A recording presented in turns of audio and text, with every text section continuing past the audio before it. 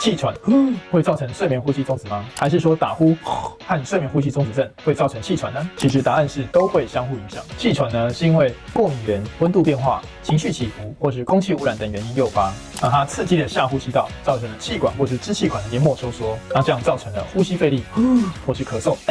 睡眠呼吸中止症呢，则是因为睡觉的时候上呼吸道阻塞，那当气流经过狭窄的鼻腔、软腭血垂、舌根、会咽软骨的时候，这些组织就会造成震动，发出打呼的声音。根据统计，如果一个人同时有气喘跟睡眠呼吸中止症的话，气喘发作的几率会是没有睡眠呼吸中止症病人的2倍以上。